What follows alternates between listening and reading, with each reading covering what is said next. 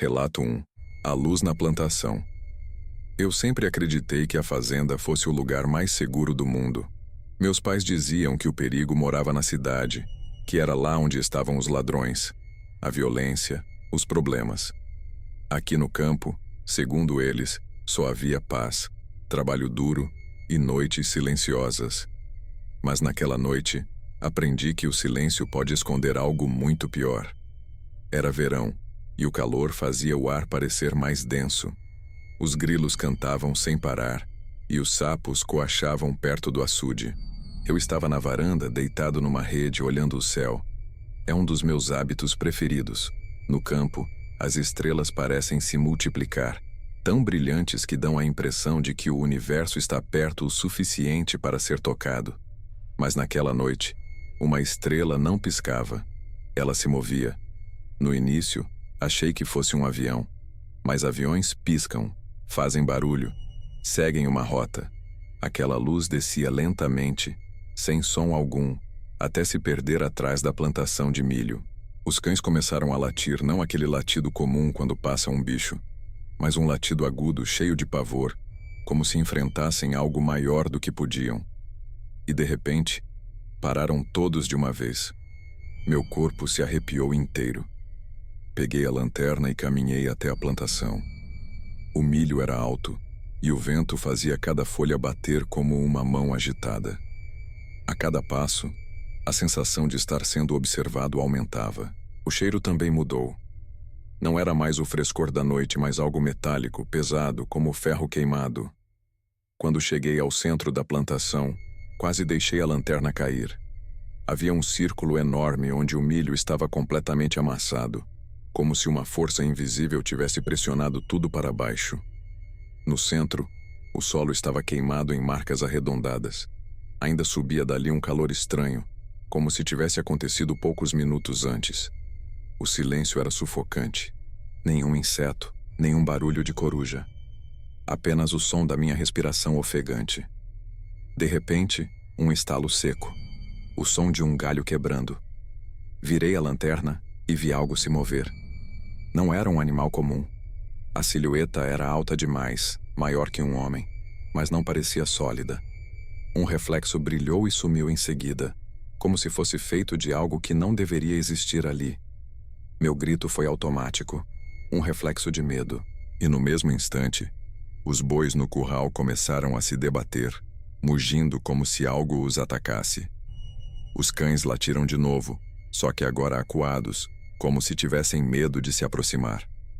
Corri para casa, bati as portas, fechei todas as janelas e fiquei deitado no chão, com a lanterna apontada para a entrada, o coração disparado e a sensação de que a qualquer momento aquilo poderia atravessar as paredes.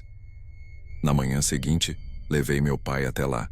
Ele ficou em silêncio por alguns segundos, encarando o círculo no milho e as marcas queimadas no solo. Disse que poderia ser algum equipamento agrícola, talvez um trator que tivesse passado. Mas não havia marcas de pneus, nem rastros de máquinas. Apenas aquele círculo perfeito, mais claro do que o resto da plantação, como se a terra tivesse sido cozida por dentro. Depois daquele dia, os cães nunca mais chegaram perto daquela área. Sempre que nos aproximávamos, rosnavam baixo, com o corpo eriçado, como se vissem algo que nós não víamos. O milho voltou a crescer, mas o círculo ficou marcado, uma cicatriz no meio da plantação.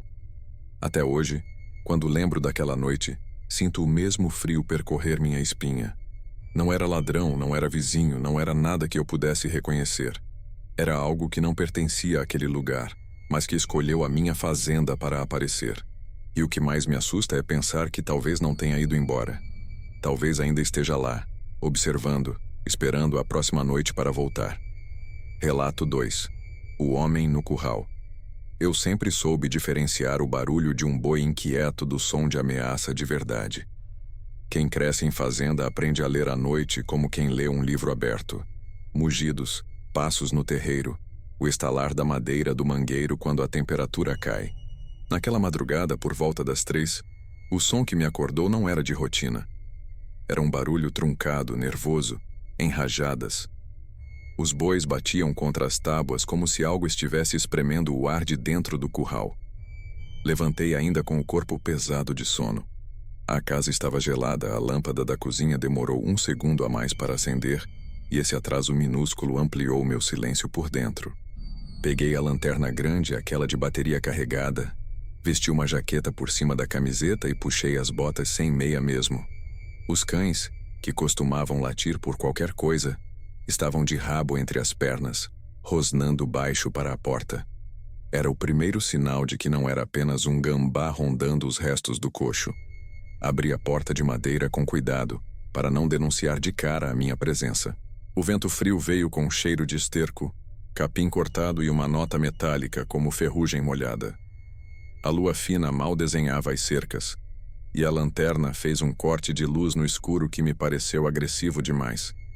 Apaguei por um instante, respirei e reacendi, direcionando o feixe para o chão. Eu não queria aparecer como um farol para quem estivesse do lado de dentro ou de fora do curral. O caminho até o mangueiro era curto, e naquela noite pareceu mais longo. A cada passo, o cascalho sob a biqueira arranhava a terra e me traía. Os bois mugiam como se houvesse um corpo estranho entre eles. Quando aproximei, notei que a porteira estava encostada, mas não trancada na corrente. Isso arrepiou meu pescoço. Eu sempre fecho à noite, é automático. Se não fui eu, foi quem?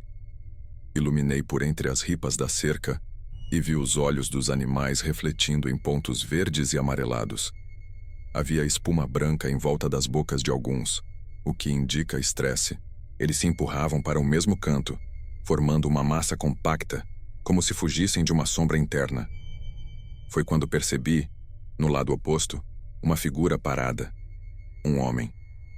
Alto, ombro caído, o rosto encoberto pelo boné. Estava exatamente no meio do curral, imóvel, com as mãos pendendo soltas ao lado do corpo. Nenhum de nós fez barulho. O tempo, por 1 segundo inteiro, não passou. Minha primeira ideia foi gritar, mas prendi o som. Grito chama resposta, e eu ainda não sabia quantas respostas viriam. A segunda ideia foi perguntar quem era, e essa eu executei, em voz seca. Quem está aí? O homem não se mexeu, não ergueu a cabeça, não reconheceu o chamado, não se apresentou como vizinho atrasado, não pediu ajuda. Era só presença, cravada no chão como se pertencesse mais ao breu do que às tábuas. Eu sabia que entrar ali sem pensar era burrice. Pulei a cerca só quando mapeei 3 saídas possíveis. A porteira de onde eu vinha, a tampa lateral do curral de apartação e o buraco na tábua do fundo que a gente nunca conserta porque serve para bicho novo escapar do aperto. Apoiei a lanterna no ombro, de modo que o feixe ficasse um pouco acima do tronco, evitando ofuscar o gado e mantendo minhas mãos livres. Destranquei a corrente com cuidado. Abri a porteira só o suficiente para passar de lado, e entrei com o cheiro quente da respiração dos bois me invadindo o peito. O homem continuava parado. Eu esperava que a luz o denunciasse, que mostrasse uma faca, uma sacola, qualquer coisa que me desse uma história para contar. Mas não havia nada. Apenas aquele tronco imóvel, tão deslocado quanto uma árvore plantada no lugar errado. Você está precisando de alguma coisa? Perguntei agora firme com a voz que a gente usa para acalmar novilho brabo. Ele levantou a cabeça 2 dedos. O suficiente para eu ver a linha do queixo mal feito de barba. Sem resposta. Os bois torciam o corpo para longe dele, e isso não é comportamento de bicho diante de gente conhecida. Boi reconhece cheiro de peão, de dono, de sal no couro. O que eu via era repulsa, quase medo. Foi nesse ponto que mudei a estratégia. Em vez de ir na direção do homem, caminhei pelo lado dos animais, usando o corpo deles como barreira. Minha ideia era alcançar a tampa lateral e abrir, criando uma rota de fuga para mim se precisasse. O chão estava liso de esterco e urina, e cada passo meu levantava um vapor morno que grudava no rosto. Eu vou abrir aqui, está me ouvindo? Nada. O boné não mexia, o ombro não tensionava. Abri a tampa com um estalo que fez 2 bois darem um pulo para o lado. Aproveitei o barulho para avançar mais 1 metro. Foi quando ele deu um passo. Um único passo, sincronizado com o silêncio que veio depois. A cabeça virou milímetros para meu lado, como quem me aponta a existência sem me convidar à conversa. Minha nuca acendeu. Eu sabia que se ele corresse naquela direção, o gado me prensaria contra a tábua.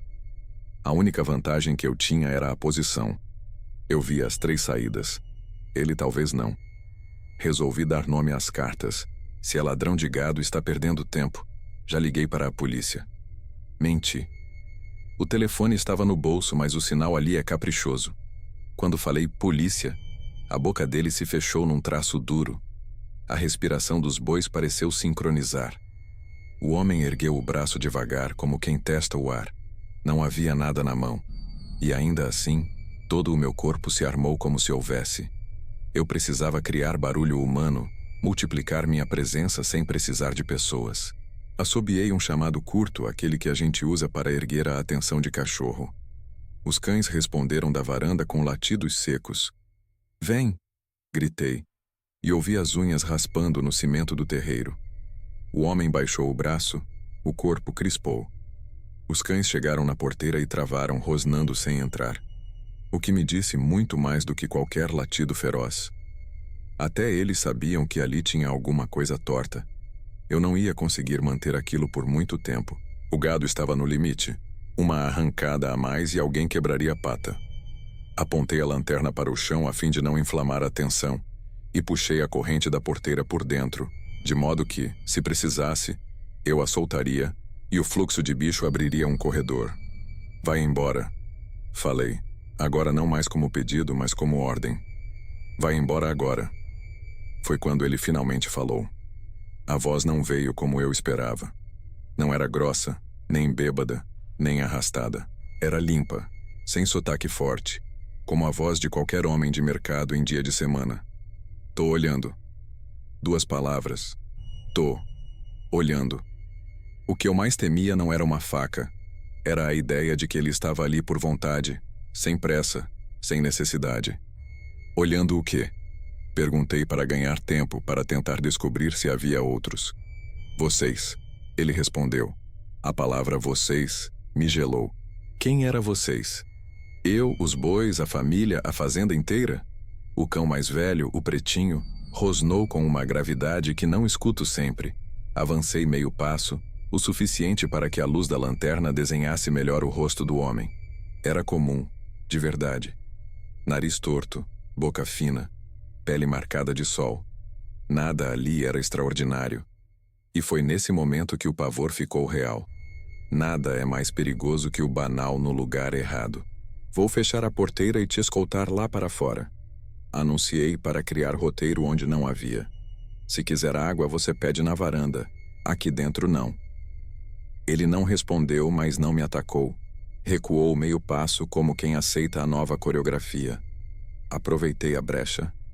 Abri a porteira mais 2 palmos, deixando um vão por onde eu passaria rápido, e comecei a deslocar os bois com a voz, fazendo o grave que faz bicho abrir espaço. Funcionou. Um corredor falho se abriu. Dei 2 passos e fiquei a uma distância em que eu poderia tocar o boné dele se esticasse o braço. Não estiquei. Vai! Repeti, apontando com o queixo para a saída. Ele descolou as botas do barro com um som de sucção e se moveu na diagonal, escorando no corrimão do tronco como quem conhece curral. Era alguém do ramo? Ou só alguém que fingia? A lanterna foi acompanhando sempre no centro do peito, para o caso de eu precisar cegá-lo por um segundo. Ele passou por mim carregando um cheiro de mofo e suor antigo. Não era um morador de rua recém-chegado. Era alguém que já tinha estado em quintais como o meu. Saímos para o terreiro. O ar frio bateu forte e os cães recuaram em semicírculo, latiam sem avançar. Eu mantinha a distância, meu corpo um arco pronto. Senta ali, ordenei, apontando o toco de madeira perto do bebedouro. Ele sentou. A expressão neutra me irritou mais que qualquer bravata. Puxei o celular e, desta vez, liguei de verdade. Meu coração batia no ouvido junto com o toque. A polícia, com a morosidade que a gente conhece de madrugada e estrada de chão, demoraria. Eu precisava de gente agora. Liguei para o compadre da chácara vizinha. 1, 2, 3 chamadas até atender. Expliquei em 3 frases. Tô indo, ele disse sem perguntar mais nada. Minha mão finalmente tremeu. O homem sentado me olhava como se eu fosse um ponto fixo numa parede vazia. Por que você estava no meio do gado? Insisti, fazendo perguntas para mantê-lo ancorado no lugar. Por que vocês não olham à noite? Ele disse, como se fosse a coisa mais óbvia do mundo. Eu olho. Não tinha álcool na fala, não tinha hálito de cachaça, tinha lucidez. Isso, para mim, sempre foi pior do que a loucura espalhafatosa. Os faróis do carro do compadre apareceram no alto da estrada depois do açude. A luz cortou a escuridão como um consolo. Quando a caminhonete entrou no terreiro, o homem levantou num impulso como se aquele fosse o sinal que esperava. Eu ergui a lanterna no rosto dele, um clarão branco, e gritei o nome do compadre. Ele entendeu na hora, desceu já com o braço estendido, sem arma, mas com o corpo de quem sabe conter. O homem tentou um passo para a lateral. O pretinho entrou na frente com um rosnado de dente à mostra que eu não via desde filhote. O compadre travou o caminho por trás.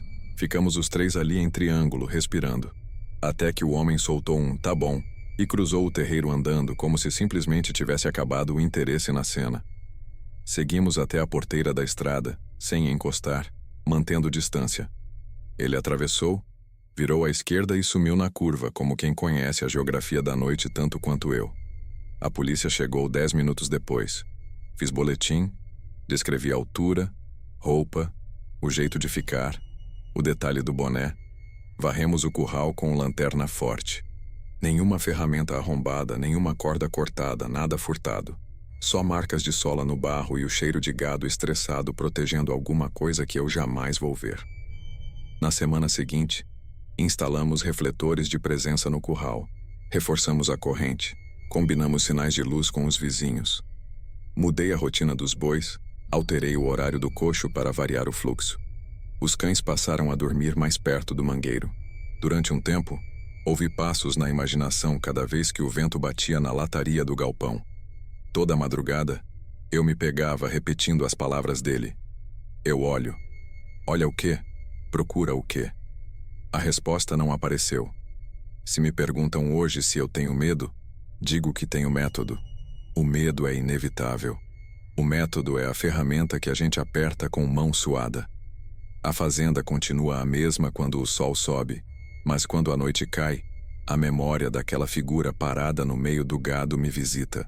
E de todas as coisas que me assombram, uma delas me mantém atento. Ele não veio roubar. Ele veio ver. E quem vem ver uma vez, sempre volta para conferir. Relato 3. A estrada de terra sem fim. Sempre gostei de cavalgar à noite.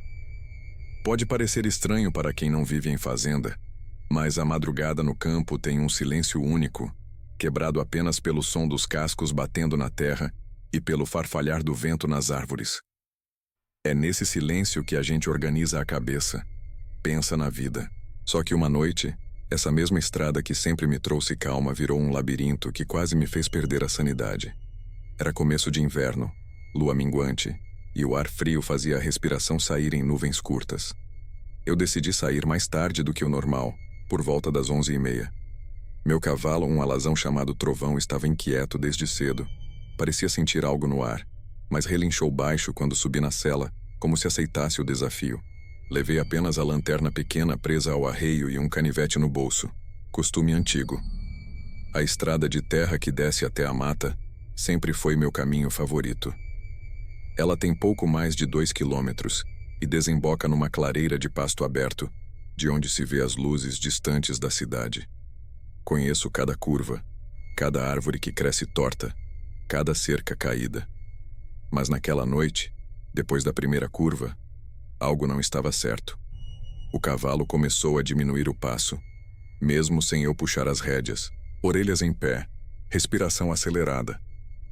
O silêncio parecia pesado demais, nem grilos, nem corujas, apenas o som seco dos cascos. Continuei, tentando não demonstrar nervosismo. A cada 100 metros, olhava para trás e via a mesma curva se repetindo, como se eu nunca tivesse avançado. Pensei que estivesse cansado, talvez distraído, e continuei em frente. Só que as árvores que deveriam ser diferentes a cada trecho eram as mesmas. Uma figueira torta, um eucalipto caído, uma cerca quebrada. Tudo se repetia, como se eu estivesse cavalgando em círculos. O trovão começou a suar, mesmo com o frio cortante. Ele puxava para o lado, tentando sair da estrada, mas cada vez que eu deixava, era como se a trilha se reorganizasse e nos trouxesse de volta ao mesmo ponto. A lanterna falhou 2 vezes. O feixe piscava e se apagava, e no escuro total, eu jurava ouvir passos paralelos aos nossos, como se alguém caminhasse pela estrada, imitando o ritmo do cavalo. Não era eco. O som vinha das laterais dentro da mata. Segurei firme no arreio, o corpo inteiro em alerta. O cavalo relinchou forte, quase me derrubando, e quis disparar. Contive como pude, mas percebi que ele não queria correr para a frente. Ele queria fugir dali. Foram quase 40 minutos assim, andando e reconhecendo sempre os mesmos marcos da estrada. Comecei a me convencer de que estava perdido em um lugar que eu conhecia de cor. Isso foi o mais apavorante. Sentir que a realidade não obedecia mais à lógica. Resolvi parar. Desci do cavalo e fiquei apenas ouvindo. O vento parecia circular, como se viesse de todas as direções. Então, pela primeira vez, ouvi algo diferente. Um assobio. Não era melodia. Era seco, curto, vindo do fundo da mata. Meu primeiro impulso foi responder, mas o instinto gritou para não fazer isso. Coloquei a mão no canivete, mesmo sabendo que não adiantaria de nada contra o que quer que estivesse ali. O assobio se repetiu, dessa vez mais perto. O trovão se virou bruscamente, puxando as rédeas com tanta força que quase arrancou da minha mão. Ele queria voltar. Montei de novo, deixei que decidisse o caminho e, em disparada, ele correu por entre as árvores, ignorando a estrada. Eu só me segurava, tentando não cair. De repente, a cerca da minha fazenda surgiu diante de mim. Estávamos de volta, sem ter dado nenhuma volta lógica. Atrás de nós, a estrada ainda estava lá, mas parecia mais escura do que nunca, como se fosse um túnel sem fim. O trovão parou suado, arfando, mas firme. Os cães da fazenda latiam, todos olhando para a mesma direção, a entrada da estrada. Na manhã seguinte, voltei a pé durante o dia. Caminhei todo o trajeto até a clareira e tudo estava normal. As árvores eram diferentes. A estrada tinha o mesmo tamanho de sempre, nenhum sinal de repetição. Mas no chão, bem no trecho onde eu jurava ter andado em círculos, encontrei marcas. Não eram de casco, não eram de pneu. Eram pegadas humanas, descalças, seguindo lado a lado com a estrada, mas que desapareciam no meio da mata.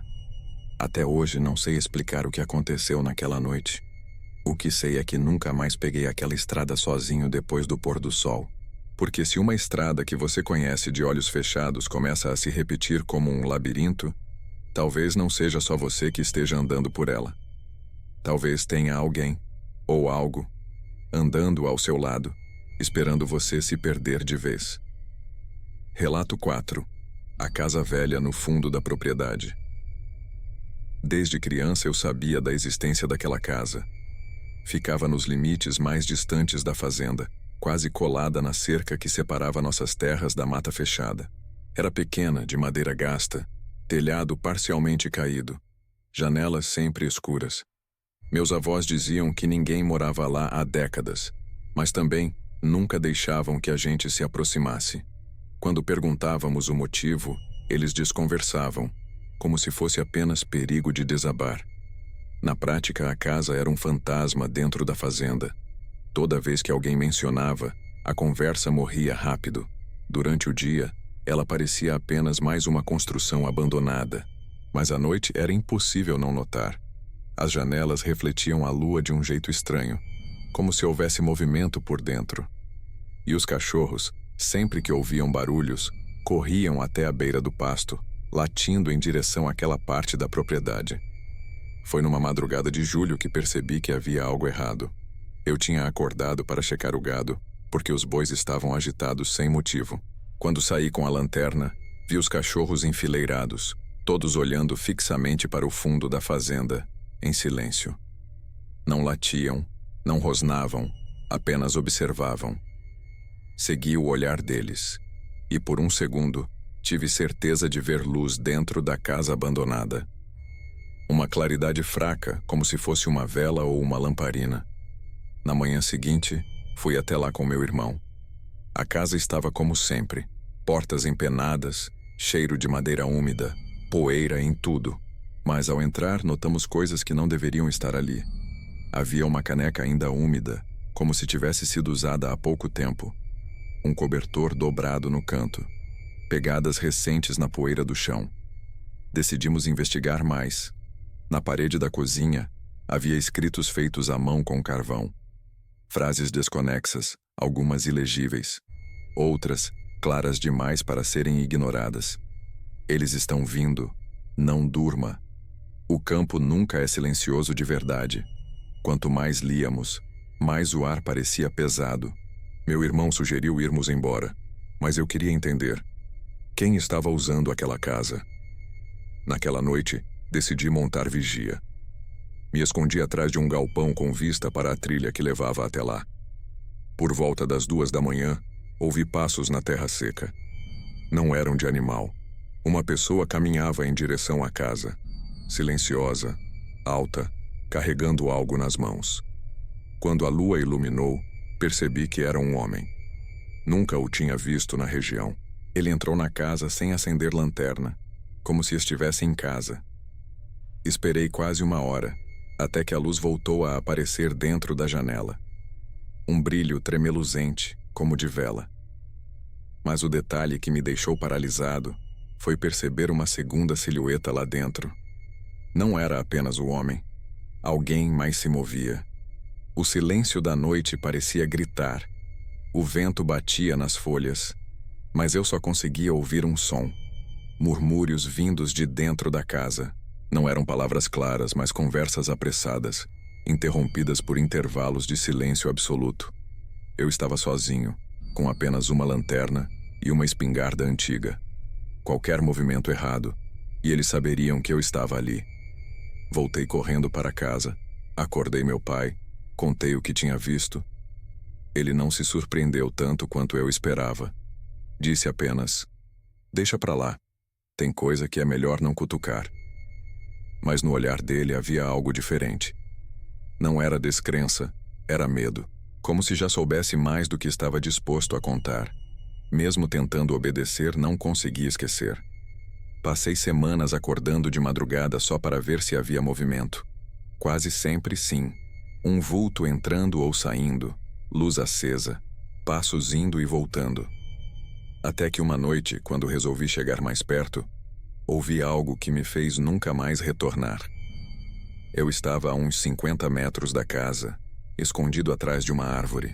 Dentro, o homem e a segunda pessoa, agora claramente uma mulher, falavam em voz baixa. Até que, de repente, tudo ficou em silêncio. A luz apagou. Um segundo depois, uma voz masculina, firme e alta, ecoou no meio da noite.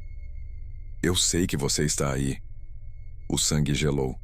Não havia como ele me ver daquela distância, escondido como estava. Mas ele disse de novo, mais alto: "Você não devia ter vindo." Não esperei para ouvir o resto. Corri de volta sem olhar para trás, ouvindo o trovão dos meus passos se misturando com algo que parecia correr também. Mas não sei se era real ou fruto do desespero. Quando cheguei em casa, tranquei portas, fechei janelas e não consegui dormir até o sol nascer. No dia seguinte fui até lá com mais gente. A casa estava novamente vazia. Nenhuma vela, nenhuma caneca, nenhum cobertor. Apenas os escritos na parede que pareciam ainda mais numerosos, como se alguém tivesse passado a noite inteira rabiscando mensagens. Uma delas, escrita grande, bem no centro: "Não volte." Nunca mais fui. Até hoje, quando passo por aquele pedaço da fazenda, sinto os cães ficarem inquietos. Eles não chegam perto e eu também não, porque se há um lugar onde você sabe que não deve entrar, é aquele em que até os animais se recusam a pisar. Relato 5. O visitante da varanda. Na fazenda, a varanda sempre foi meu lugar preferido. É onde o ar parece mais limpo, onde o cheiro de café da manhã se mistura com o da madeira antiga, onde as tardes passam devagar vendo os cavalos no pasto. À noite, porém, a varanda muda de função. Vira fronteira. É a linha tênue entre o dentro e o fora, entre o que é seu e o que o campo pode trazer. Descobri isso numa madrugada em que acordei com os cães latindo de um jeito que eu não estava acostumado a ouvir. Eram quase 3h40 quando o latido começou. Não era alvoroço de tatu no quintal, nem briga de cachorro entre si. Tinha cadência. 3 latidos curtos, um rosnado demorado, silêncio. Repetia. Levantei do sofá, ainda com o cobertor nos ombros, e fui até a cozinha. A lâmpada amarela demorou a acender e, nesse pequeno atraso, o latido cessou por completo, como se tivessem combinado com a eletricidade. A casa ficou muda. Muda demais. Peguei a lanterna grande, aquela que carrega na tomada e ilumina quase o terreiro todo, e desliguei o interruptor da área para não criar reflexo no vidro. Parei antes de abrir a porta. A madeira do assoalho, tão familiar ao meu peso, estalou mais alto do que o normal. Respirei fundo. Girei a chave com cuidado e só então abri. O ar frio entrou rasgando a cozinha, trazendo um cheiro de terra molhada misturado com feno e um toque de ferrugem que só aparece quando o sereno é mais pesado. Os cães estavam alinhados no fim da varanda, rabo baixo, orelhas para frente. Um deles, o Zico, nem me olhou. Olhava fixo para a escuridão, como se esperasse um comando que não vinha de mim. Fiz o psiu curto que sempre os acalma. Nenhum mexeu um músculo. Foi então que vi a silhueta. Um homem em pé, parado a 2 degraus da varanda, com as mãos dentro do bolso do casaco. Não era sombra de árvore, não era poste distante. Era gente plantada no meio da noite. Minha primeira reação foi o velho reflexo da cidade. Posso ajudar? A voz saiu sem força, baixa demais. Ele não respondeu. Ficou quieto, o rosto na penumbra, o corpo como um poste. Levantei a lanterna, mas mantive o feixe baixo, nos degraus, para não cegar e inflamar uma reação.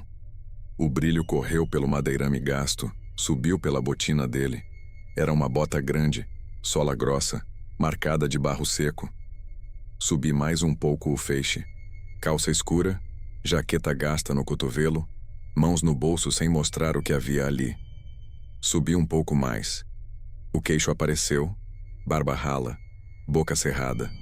Os olhos ficaram num lugar de sombra que a luz não alcançava. Não era por acaso. Parecia postura treinada de quem sabe onde ficar para não ser lido. Tá perdido? Perguntei, agora firme, tentando dar à voz um papel de dono de casa. Ele mexeu a cabeça milímetros, como se considerasse a pergunta, e finalmente falou. Acordei os cachorros.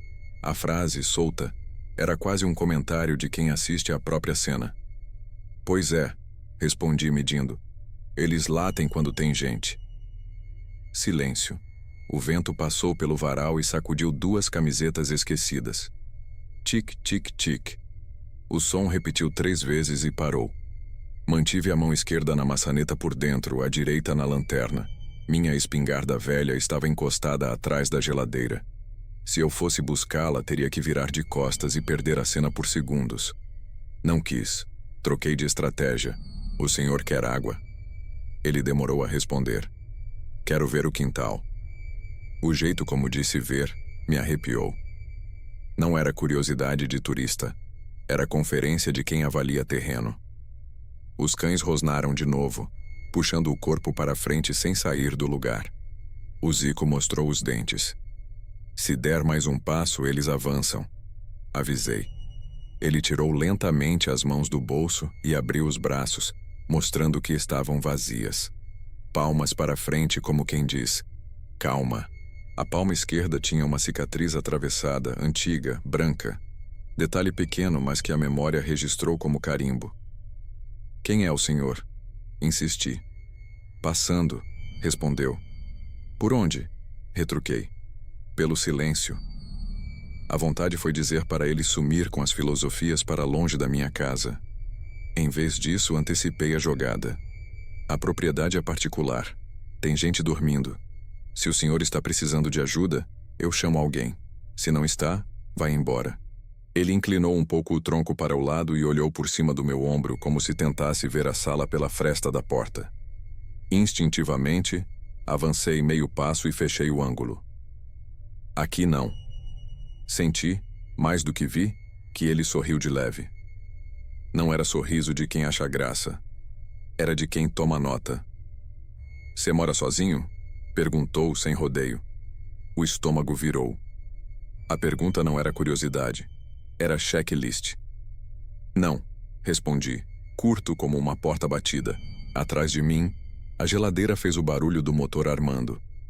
O som comum em qualquer madrugada me pareceu uma sirene. Vou fechar a porteira e o senhor segue pela estrada. Propus, tentando colocar a conversa num trilho prático. Eu conheço a estrada, ele disse, olhando de novo para o interior da casa. Quero ver se vocês conhecem o que tem aqui. As palavras ficaram no ar como inseto que não pousa. Aqui tem cachorro, gente e respeito. Cortei. E polícia quando precisa. Peguei o celular do bolso traseiro devagar, sem baixar a lanterna. Digitei 190, deixei a tela acesa. Não liga, ele falou sem elevar a voz. A viatura demora aqui. Não era ameaça, era informação. A pior parte é que era verdade. Então não me dá motivo, respondi. 2 passos atrás de mim, algo bateu de leve na mesa da varanda. O vento ou meu cotovelo? Não sei. A lanterna tremeu. O feixe subiu 1 palmo e, por 1 segundo, iluminou o rosto dele. Era um rosto comum, desses que você esquece no supermercado. E foi exatamente isso que me deu mais medo. Gente comum no horário errado, no lugar errado, olhando sua casa como se estivesse checando uma lista. Sai do degrau, repeti. Encosta no poste. Ele desceu 1 degrau, só 1. Os cães ganharam 1 centímetro de coragem e avançaram o focinho, ainda sem romper a linha invisível entre o latido e o ataque. Você não veio pedir, eu disse, mais para mim do que para ele. Nem veio perdido. Ele puxou o ar pelo nariz como quem aprova um tempero. Você acordou rápido, observou. Eu sempre acordo quando param na minha varanda. Não parei, respondeu. Ainda. Foi nesse instante que decidi dar nome às coisas. Se vier de novo, eu registro seu rosto. Se encostar no batente, eu solto os cães. Se tentar entrar, eu reajo. Falei, eu reajo, do jeito mais reto que consegui, sem partir para a bravata. A noite não perdoa exagero. Ele pesou as palavras como quem pesa fruta na mão. Depois baixou o olhar para a própria bota, como se uma lembrança antiga tivesse soprado no ouvido. Quando ergueu a cabeça, o barulho de um motor distante se aproximou pela estrada de terra. Faróis desenharam sombras nas árvores do terreiro. O carro do meu tio. Não fui eu quem chamou. O velho tem mania de trazer pão no outro dia, e às vezes passa cedo só para tomar café e reclamar da política. A coincidência virou salvação. O homem da varanda virou o rosto na direção dos faróis. Eu não desperdicei. Vai embora agora. A firmeza saiu como ordem de quartel. Ele respirou fundo, guardou as mãos nos bolsos outra vez e recuou 2 passos, depois mais 2, até descer os degraus e tocar o chão de terra. Os cães avançaram 1 linha, prontos para saltar se ele retornasse. Não retornou. Ele deu uma volta ampla pelo lado do jardim, evitando a passagem pela frente do carro do meu tio. Caminhou até a porteira que rangia com ferrugem velha e a abriu com cuidado, como quem não quer deixar marcas. Antes de sair, parou, virou a cabeça por cima do ombro e disse sem olhar: Da próxima, apaga a luz da cozinha. A frase acertou um ponto que eu não sabia que estava exposto. Ele tinha observado o suficiente para saber que, quando a lâmpada amarela acende, a minha sombra aparece no forro de madeira. Meu tio entrou com a caminhonete fazendo barulho demais, como sempre. Desceu já falando, perguntando dos cães. Eu não respondi. Tava com o coração batendo no pescoço. Ele notou meu estado e fechou a cara. O que foi? Resumi em 3 linhas. Ele pegou a lanterna da própria caminhonete e percorreu o quintal com feixe alto.